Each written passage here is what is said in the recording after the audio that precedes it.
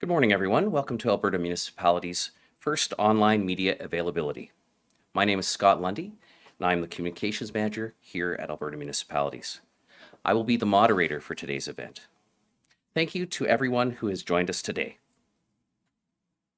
Today, you will hear from Tyler Gandam, Vice President of Alberta Municipalities, and Michael Yargeau, Mayor of the town of Penhold. Vice President Gandam will speak for about 7 minutes, after which Mayor Yargeau will speak for another 7 minutes. A question and answer period will follow.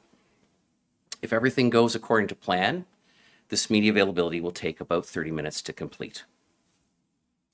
I have a few housekeeping and administrative points to go over before we begin. First, we're pleased to offer Alberta-based media organizations broadcast quality audio and video.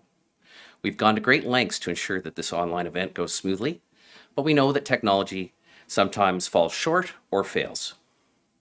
If we experience any technical issues during this live streamed event, we will do our best to resolve it as quickly as possible and get back on track. Second, we welcome your questions during the Q&A session. Please use YouTube's live chat feature to ask your question. Be sure to enter your full name and the name of the media organization you represent when you submit your questions. Please identify who you would like to answer your questions. Some of you may have similar questions. As the moderator, I may choose to combine these questions in the interest of time and because we want to answer as many different ones as possible. Third, please contact me after this media availability if you wish to follow up with an interview with either Vice President Gandam or Mayor Yargeau. I cannot promise that they will get back to you right away, but I will do what I can to help. With that, I will now introduce our first speaker, Vice President Tyler Gandam. Vice President Gandam.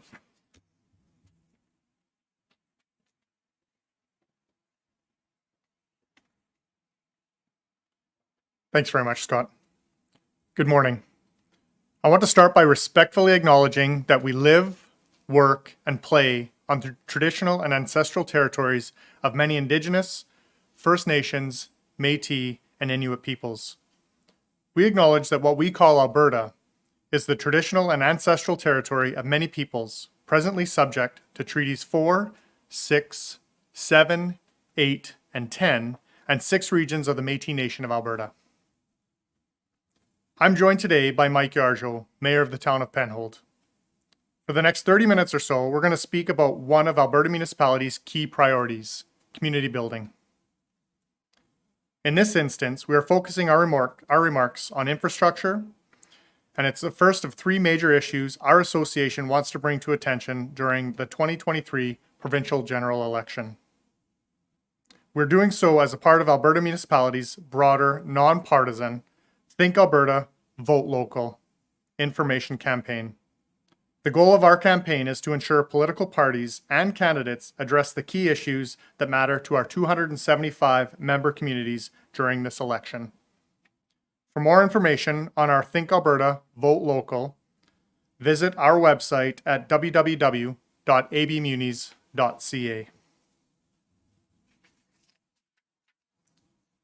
In late March, Alberta Municipalities sounded the alarm about Alberta's $30 billion infrastructure deficit. We said the provincial government was underfunding municipal infrastructure and the problem was only going to grow bigger over time as more of our members' infrastructure reaches the end of its projected life cycle and as demand increases due to population growth. $30 billion is an enormous number. It's a massive problem for Albertans and steps need to be taken by the next provincial government to address it. When people hear the word infrastructure, they tend to react in one of 3 ways. Some people roll their eyes and sigh or think infrastructure is so boring. Others know of the bridges, underground water and wastewater distribution systems, and roads in their communities and think, I know we need this stuff, but it's really expensive. And others have visions of shiny new recreation centers, pools, splash parks, and arenas and think they want these amenities in their community, but they can't afford to build them without the support from the provincial government. These are normal reactions. If you feel that way, and we know that facts can't fix feelings, That's why I don't intend on spending my time up here boring you with facts, figures, charts, and graphs. It may come as a surprise to some Albertans when I say the government of Alberta has chronically underfunded infrastructure in our province's summer villages, towns, cities, and specialized municipalities for the last 15 years. 15 years. It doesn't matter which political party was in power during that time. All of them have underfunded infrastructure to some degree. In its 2023 budget, the provincial government allocated $722 million for 3 years for municipal infrastructure. That, despite the fact Alberta's municipal property tax base is about $2.5 billion each year. That's a difference of nearly $1.8 billion. Alberta Municipalities estimates that the current provincial funding for infrastructure is about $1 billion short of what's needed each year. Every year that goes by without addressing it adds another $1 billion to that deficit.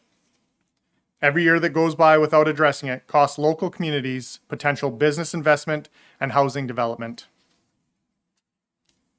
Municipalities in Alberta need about $1.75 billion in annual funding for infrastructure just to keep up. That's not factoring in population growth, which increases demand and puts strain on existing infrastructure. More funding of a municipal infrastructure is needed to help grow Alberta's economy. After all, economic development happens in Alberta communities. Increased funding for municipal infrastructure also helps attract and retain people who are moving to Alberta from outside the province. People expect reliable utilities, things like water, wastewater, and electricity distribution systems, as well as wastewater treatment plants. People expect decent amenities. Things like recreation centers, arenas, pools, parks, libraries, community halls, and multi-use trails. We take infrastructure for granted. All those things we don't see, like sewers, stormwater pipes, and drinking water systems, in addition to those that we do see, like roads and bridges. Without these things, Alberta won't attract business investment and people from other jurisdictions. Without these things, Alberta won't accomplish the economic growth and success it seeks. In my community of Wetaskiwin, we have about $100 million in a deficit in infrastructure. We are currently replacing our wastewater treatment facility at about $54 million.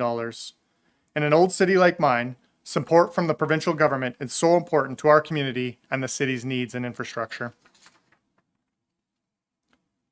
As I said a few minutes ago, Alberta Municipality wants to get political parties, candidates, and regular Albertans talking about our province's $30 billion infrastructure gap. We want voters to ask political parties and candidates who show up on their doorsteps and ask for their votes, who has the best plan for addressing my community's infrastructure needs? The status quo, chronic underfunding by the provincial government is unacceptable and simply won't cut it with Albertans. Albertans need better. Albertans deserve better. That's why Alberta Municipalities calls on the next government to step up and allocate $1.75 billion a year for municipal infrastructure. With that, I'll turn it over to Mike Yargeau, Mayor of the town of Penhold. Mike?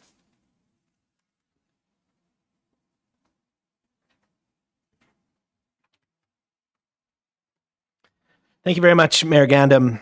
Before I start my remarks, I just want to thank the volunteer firefighters, the paid firefighters, and all the other emergency services personnel that are up helping out with the fires, including a couple of the Penhold Fire Department members that we're happy to send and assist. So I am the Mayor of Penhold. We are a growing community just outside of Red Deer.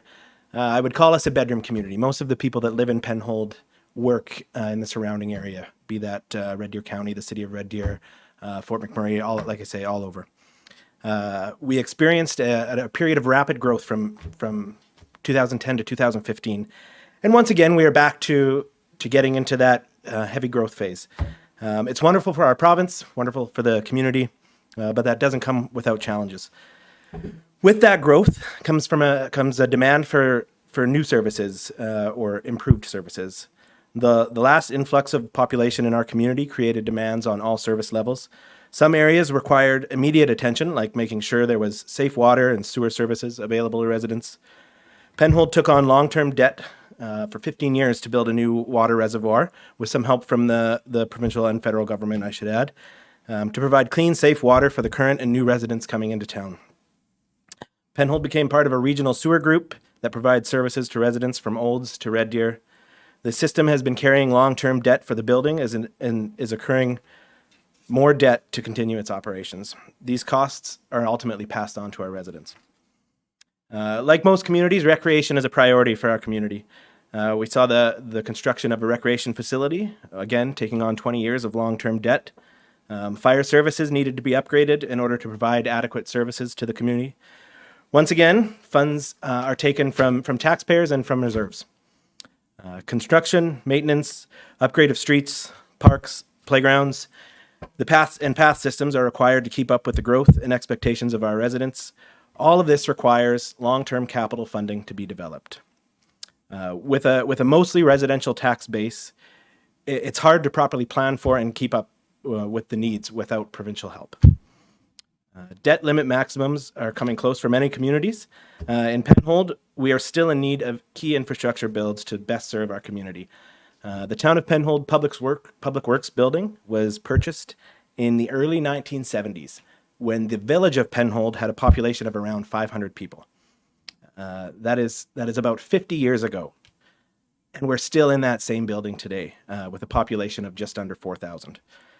The space does not meet today's safe working conditions. We are in desperate need of a new facility to meet the growth demands to provide the necessary services for our residents. The fire hall, again, same thing, was built in the 1970s as an addition to the original village administration office. It is in poor state, failing to meet today's equipment requirements, training and safety conditions for our volunteer firefighters. Penhold is home to third and fourth generation families. Unfortunately, due to a lack of housing available to seniors, they end up moving out of our community when it becomes time to look for assisted care facilities. So what does that mean for the future of Penhold? So many communities are carrying substantial debt loads that make it increasingly difficult to provide additional services for incoming residents from out of province. Our municipal taxes that were once able to provide funds to complete major capital projects have diminished due to subsidizing the basic day-to-day operations. It leaves very little room to accommodate or plan for the larger needs. We can't even keep up with inflation with our tax base, and our ability to borrow is limited through provincial law. We are appreciative of our partnership with the province of Alberta for past funding for much needed capital projects. Unfortunately, funding from the province for capital projects has not kept up with cost increases and has actually diminished year over year, making it extremely difficult to build and purchase capital or infrastructure projects. Without a strong commitment from the province, one of two things will happen. Projects get postponed, or taxes will have to increase to cover these costs. We need a government with a plan. Successive governments have talked about how people are choosing to move to Alberta from all over the country, and that's great. We want that. But with that growth comes needs and responsibilities. The next government of Alberta, whoever that may be, needs to have a plan for how to fund that growth. Thank you. Thank you very much. Thank you very much, Mayor Yargeau. We're going to take a moment now. If you could put any questions that you have into our live chat function on YouTube, identifying yourself, your media outlet, and the person you would like to answer those questions. We'll get underway here shortly, and I'll ask our two speakers to move toward the podium now.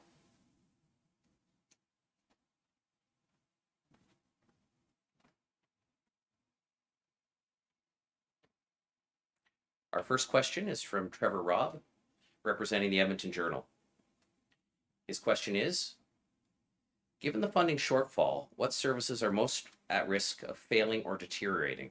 And how do you prioritize or triage which project gets funded and doesn't? So we'll start with Vice President Gandam and then go to Mayor Yargeau. Thanks very much. For us, it would be our underground infrastructure. Those are the probably biggest costly repairs that have to be done if they're done on an emergency basis. So we try to look after those first, replacing what needs to be replaced long before they become an emergent situation. And I didn't catch the first part of the question. The first question was, given the funding shortfall, what services are most at risk of failing or deteriorating? I would say underground infrastructure. Okay. Mayor Yarcho. Thank you for the question. So for the town of Penhold, fortunately, our underground infrastructure is in pretty good shape right now. But where we suffer is it takes longer to fix a road in the community. It takes longer to plow a street. It takes longer for all those things to happen because we don't have the capacity to do it in a timely fashion. Trevor has a follow-up. Again, that's Trevor Robb, Edmonton Journal. Going from $775 million to $1.75 billion in annual funding is a large ask. How confident are you that the government of the day will provide the necessary funding? Again, Vice President Ganem, if you'd like to go first. I would say that building the relationship with the provincial government is key to that, and the level of confidence will be determined by how we are able to articulate the need for that extra $1 billion. I'm hoping that they see the need for the infrastructure within our province, within the communities that we live in, that build our province. So I'm hoping that regardless of the election and who forms government, they see the need for our communities and will work with us. Similar to what Tyler said, I think it's important for whoever becomes the next government understand the importance to our communities and why we need these, why we need these dollars. Alberta is better off when we have growing communities. We want people to move here. We want people to work here. We want people to call Alberta home. And to do that, we need to make sure they have places to live. Thank you. Our next question is from Cross Border Interviews with Chris Brown. Question to both of you. Have you heard anything from the provincial parties over the last few weeks about your request for additional funding?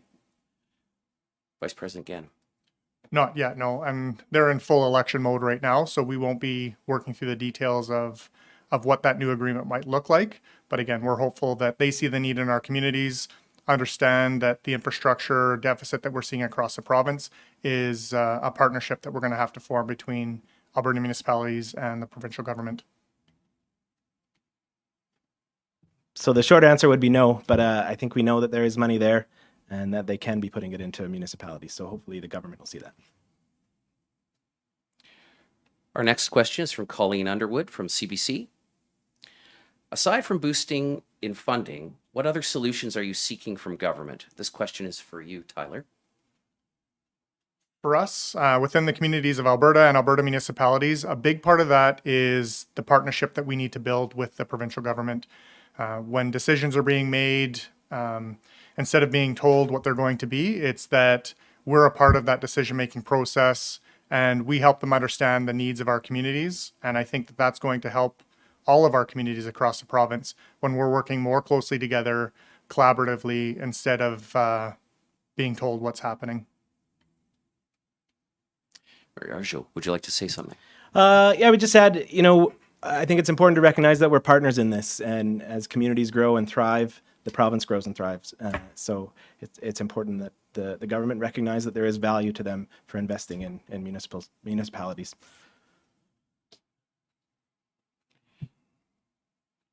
Colleen Underwood has a follow-up question. Her question is, how big of an issue is this in other communities? So in this case, we're talking about your home communities of Wetaskiwin and Penhold. Can you speak about the situation elsewhere? Again, Vice President Ganem, could you go first? I don't think it's any different across the province, whether you're in Wetaskiwin, Penhold, Red Deer, Edmonton, or some of the summer villages that we have.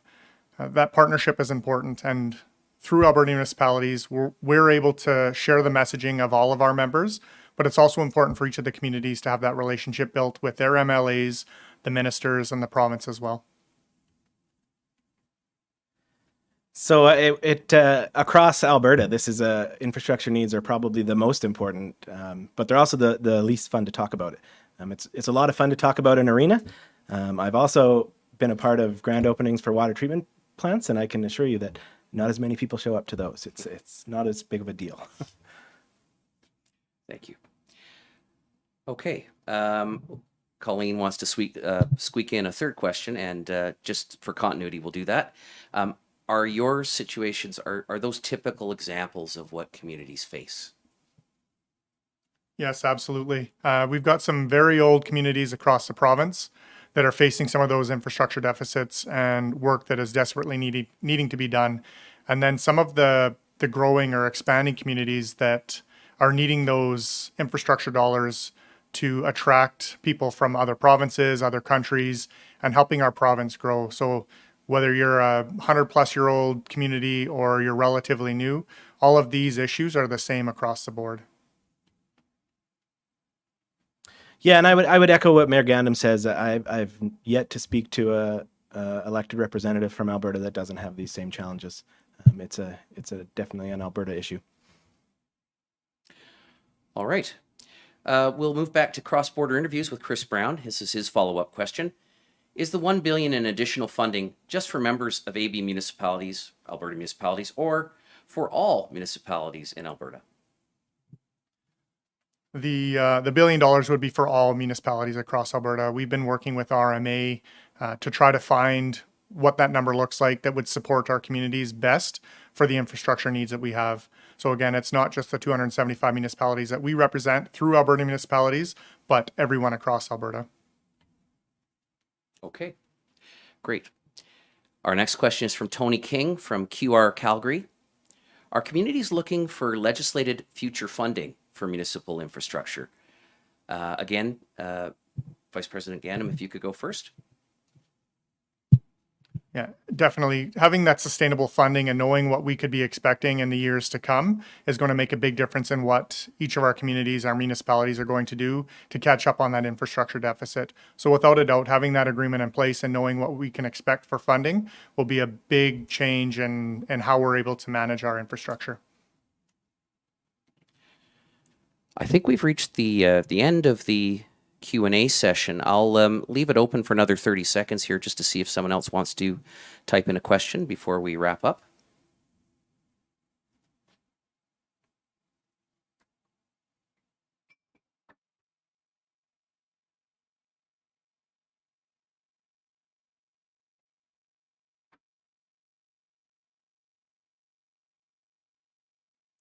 All right, well, seeing no further questions, we'll wrap this up. Thank you so much to everyone who joined us today for our inaugural online media availability on community building.